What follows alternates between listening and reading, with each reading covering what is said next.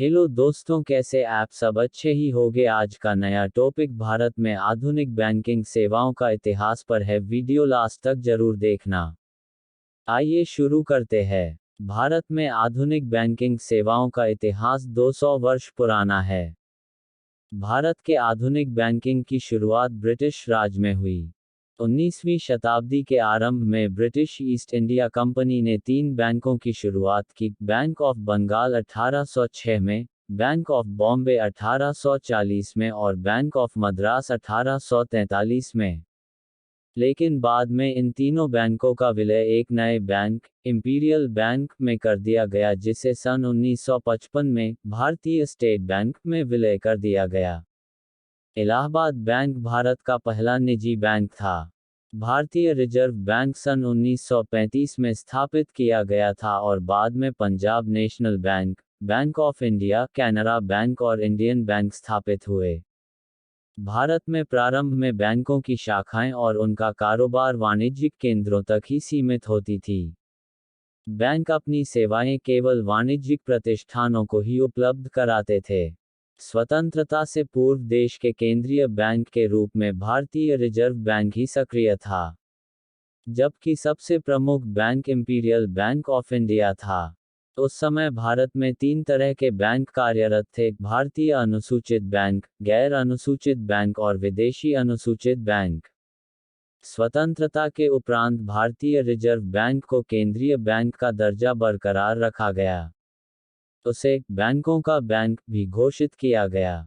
सभी प्रकार की मौद्रिक नीतियों को तय करने और उसे अन्य बैंकों तथा वित्तीय संस्थाओं द्वारा लागू कराने का दायित्व भी उसे सौंपा गया। इस कार्य में भारतीय रिजर्व बैंक की नियंत्रण तथा नियमन शक्तियों की महत्वपूर्ण भूमिका रही है। बैंकों का राष्ट्रीयकरण। भारतीय रिजर्व बैंक का राष्ट्रीयकरण स्वतंत्रता के उपरांत सन 1949 में किया गया। इसके कुछ वर्षों के उपरांत सन 1955 में इंपीरियल बैंक ऑफ इंडिया का भी राष्ट्रीयकरण किया गया और उसका नाम बदल करके भारतीय स्टेट बैंक रखा गया। आगे चलकर सन 1959 में भारतीय स्टेट बैंक अधिनियम बनाकर 8 क्षेत्रीय बैंकों का राष्ट्रीयकरण किया गया। वर्तमान में ये 8 बैंक भारतीय स्टेट बैंक समूह के बैंक कहे जाते हैं। इन 8 बैंकों के नाम state bank of Hyderabad, state bank of Bikaner and Jaipur, state bank of Indore, state bank of Mysore, state bank of Travancore इत्यादि हैं। देश भर में इनकी लगभग 15,000 शाखाएं हैं। देश के प्रमुख 14 बैंकों का राष्ट्रीयकरण 19 जुलाई सन 1969 को किया गया। ये सभी वाणिज्यिक बैंक थे। इसी तरह 15 अप्रैल सन 1980 को निजी क्षेत्र के 6 और बैंक राष्ट्रीयकृत किए गए। इन सभी 20 बैंकों की शाखाएं देश भर में फैली हैं। वर्तमान में कुल 19 राष्ट्रीयकृत बैंक हैं। निजी व सहकारी क्षेत्र के बैंक। भारतीय रिजर्व बैंक ने जनवरी सन 1993 में 13 नए घरेलू बैंकों को बैंकिंग गतिविधियां शुरू करने की अनुमति दी। इनमें प्रमुख हैं UTI India, ICICI global trust, HDFC तथा IDBI। देश में लगभग 500 सहकारी क्षेत्र के बैंक भी बैंकिंग गतिविधियों में संलग्न हैं। देशी बैंकों के साथ अमेरिकी, यूरोपीय तथा एशियाई देशों की बैंकें भी भारत में अपनी शाखाएं खोलकर कारोबार कर रही हैं। इनकी शाखाएं महानगरों तथा प्रमुख शहरों तक ही सीमित हैं। देश में ग्रामीण बैंकों का बड़ा संजाल फैलाया गया है। देश में लघु बैंकिंग कारोबार में इन ग्रामीण बैंकों की बहुत महत्वपूर्ण भूमिका रही है। भारत में बैंकिंग क्षेत्र में आधुनिक सुधार। मुख्य लेख: नरसिंगम समिति। भारत में बैंकिंग क्षेत्र में समय समय पर सुधार किए जाते रहे हैं। इसके लिए सरकार ने समय समय पर कई समितियां बनाई, जिनकी रिपोर्ट में उन 14 बड़े व्यापारिक बैंकों को राष्ट्रीयकरण किया गया जिनके पास 60 करोड़ रुपए थे, तथा 1980 में उन 6 बैंकों को राष्ट्रीयकरण किया गया जिनके पास 200 करोड़ रुपए थे। उसके बाद भारत में बैंकों का महत्व और बढ़ा तथा इन बैंकों की शाखाएं ग्रामीण क्षेत्रों में भी खोली गई। सन 1991 में इन बैंकों में सुधार की आवश्यकता महसूस की गई। इसके लिए भारत सरकार ने अगस्त 1991 में श्री एम.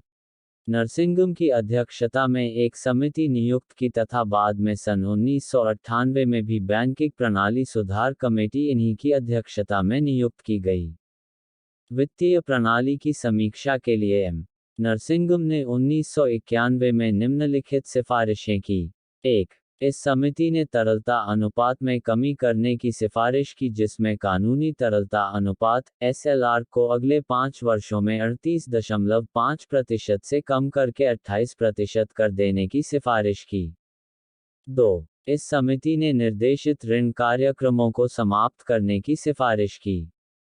3. इस समिति के अनुसार ब्याज दरों का निर्धारण बाजार की शक्तियों के द्वारा होना चाहिए। ब्याज दरों के निर्धारण में रिजर्व बैंक का हस्तक्षेप नहीं होना चाहिए। 4. इस समिति ने बैंकों की लेखा प्रणाली में भी सुधार करने की बात की। 5. इस समिति ने बैंकों के ऋणों की समय पर वसूली के लिए विशेष ट्रिब्यूनल की स्थापना पर जोर दिया। 6. नरसिंगम समिति ने बैंकों के पुनर्निर्माण के ऊपर भी जोर दिया। इस समिति के अनुसार 3 या 4 अंतर्राष्ट्रीय बैंक, 8 या 10 राष्ट्रीय बैंक तथा कुछ स्थानीय बैंक एवं कुछ ग्रामीण बैंक एक देश के अंदर होने चाहिए। 7. इस समिति ने शाखा लाइसेंसिंग की समाप्ति की सिफारिश की। 8. नरसिंगम समिति ने विदेशी बैंकिंग को भी अपने देश में प्रोत्साहित करने की सिफारिश की। 9. इस समिति ने बैंकों पर दोहरे नियंत्रण को समाप्त करने की सिफारिश की। पहले बैंकों पर वित्त मंत्रालय तथा रिजर्व बैंक का नियंत्रण होता था। नरसिंगम कमेटी ने सुझाया कि बैंकों पर केवल रिजर्व बैंक का नियंत्रण होना चाहिए।